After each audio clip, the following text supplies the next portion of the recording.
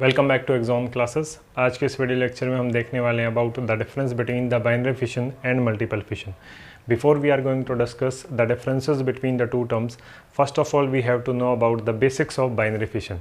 Binary fission एक asexual mode of reproduction है जिसके अंदर क्या होता है कि हमारा कोई भी पेरेंट ऑर्गेनिज्म होगा वो डिवाइड करके दो डॉटर ऑर्गेनिज्म का फॉर्मेशन कर देता है। से फॉर एग्जांपल एमीबा, ये हमारा क्या है पेरेंट, ये हमारा पेरेंट अमीबा है और इस पेरेंट अमीबा ने बाइनरी फिशन के प्रोसेस से दो डॉटर अमीबा का फॉर्मेशन कर दिया है। इस टाइप के मोड ऑफ रिप्रोडक्शन को हम क्या कहते हैं, बाइनरी फिशन। क्योंकि यहाँ पे कोई भी वेरिएशंस क्रिएट नहीं हुई है, ना ही यहाँ पे गैमीट का फॉर्मेशन हुआ है, ना ही फ्यूज़न हुआ है, तो ये क्या है तुम्हारा एक एसेक्सुअल मोड ऑफ रिप्रोडक्शन है। अब हम देखते हैं about the difference between the binary fission and multiple fission. First difference की तरफ बढ़ते हैं, that is in binary fission two new individuals are formed from the parent individual. जैसा कि हमने अभी देखा कि एक पेरेंट अमीबा था और इससे क्या है दो डॉटर अमीबा बने हैं। ये पेरेंट अमीबा से जब दो डॉटर अमीबा बन रहे हैं तो उस केस में क्या है कि पेरेंट ने अपना जितना भी जेनेटिक मटेरियल है उसको रेप्लिकेट किया है और उसके बाद क्या है दोनों डॉटर सेल्स के अंदर इक्वली डिस्ट्रीब्यूट कर दिया है।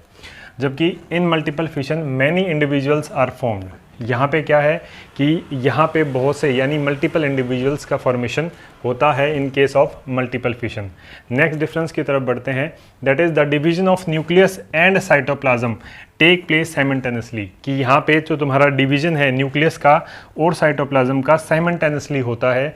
जबकि जो तुम्हारा मल्टीपल फिशन है उसके अंदर ओनली न्यूक्लियस डिवाइड इनिशियली क्या है सिर्फ तुम्हारा न्यूक्लियस का डिवीजन होता है, उसके बाद तुम्हारा किसका डिवीजन होता है, दैट इज साइटोप्लाज्म का। और जब न्यूक्लियस के बाद साइटोप्लाज्म का डिवीजन होगा तो उस केस में क्या है कि बहुत से न्यूक्लियस का फॉर्मेशन हो जाएगा, उसके बाद तुम्हारा साइटोप्लाज्म का डिवीजन होगा तो इससे क्या होंगे कि बहुत से यानी मल्टीपल्स इंडिविजुअल्स बनेंगे in case of your multiple fission.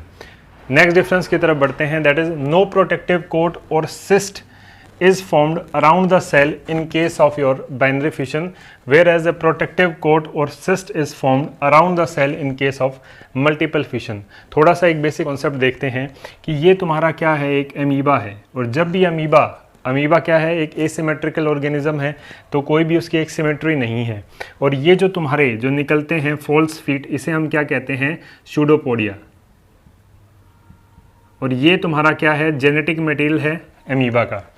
जब भी अनफेवरेबल एनवायरमेंटल कंडीशंस आती हैं तो उस केस में क्या है कि जो तुम्हारा अमीबा है अपने स्यूडोपोडिया को या फिर जो फॉल्स फीट जो है उनको विड्रॉ कर लेता है और अपने अराउंड 3 प्रोटेक्टिव वॉल या फिर सिस्ट लेयर का फॉर्मेशन करवा देता है।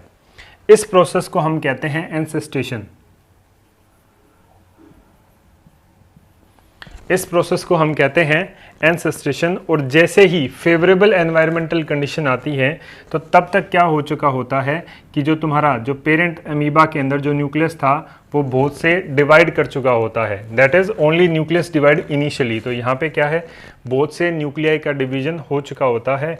और जब फेवरेबल एनवायरमेंटल कंडीशंस आती हैं तो उस केस में जो तुम्हारी ये जो सिस्ट बनी है, ये 3 वॉल लेयर की जो सिस्ट का फॉर्मेशन हुआ है, ये ब्रस्ट हो जाती है। और इससे क्या है कि ये बहुत से जो तुम्हारे जो डॉटर अमीबा क्या होंगे, बाहर रिलीज किए जाएंगे after the breaking of the cyst wall, and this process is known as sporulation. तो अब यहाँ देखते हैं कि that is the protective coat और the cyst is form around the cell in case of your multiple fission, जैसा कि हमने यहाँ पे देखा है। दैट इज नेक्स्ट डिफरेंस की तरफ बढ़ते हैं, that is binary fission take place in favourable condition. Favourable conditions का मतलब है एडुकेट टेम्परेचर है, मॉइस्चर है, वाटर कंटेंट है, एडुकेट पीएच है।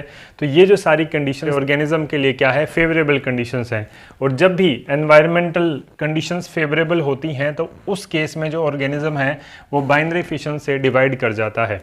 जबकि जब तुम्हारी अनफेवरेबल एनवायरमेंटल कंडीशंस आती हैं मोस्टली, या फिर तुम्हारा फेवरेबल एनवायरमेंटल कंडीशंस भी रहती हैं, तो कुछ ऑर्गेनिज्म वो क्या होते हैं, मल्टीपल फिशन से डिवाइड करते हैं। जैसे कि तुम्हारा अमीबा है, अनफेवरेबल जब भी एनवायरमेंटल कंडीशन आती हैं तो वो मल्टीपल फिशन शो करता है।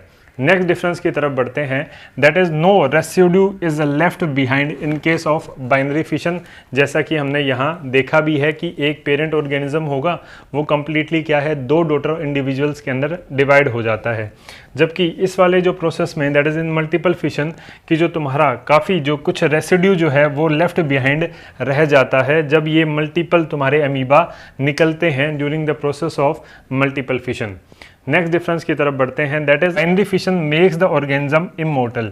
इमोर्टल का मतलब क्या होता है कि कोई भी ऑर्गेनिज्म जिसकी नेचुरल डेथ नहीं होती तो वो क्या कहलाता है, इमोर्टल कहता है। क्योंकि जैसा कि हमने यहाँ पे देखा कि ये जो पेरेंट होगा जब ये 2 डॉटर अमीबा के अंदर कन्वर्ट हो जाएगा तो ये अपनी फिजिकल आइडेंटिटी लूज कर देगा, तो इसका कोई एग्जिस्टेंस नहीं रह जाता है। तो इस वजह से ये कहा जाता है कि जितने भी तुम्हारे यूनिसेलुलर ऑर्गेनिजम्स हैं वो इमोर्टल हैं, क्योंकि वो ही डिवाइड कर जाते हैं, यानी पेरेंट ऑर्गेनिज्म ही 2 डॉटर ऑर्गेनिज्म में डिवाइड कर जाता है, वो पेरेंट अपनी खुद की आइडेंटिटी लूज कर देता है। इस वजह से ये कहा जाता है कि जो तुम्हारा जितने भी यूनिसेलुलर ऑर्गेनिजम्स हैं उनके अंदर कोई भी नेचुरल डेथ नहीं होती, या फिर वो क्या रहते हैं, इमोर्टल रहते हैं।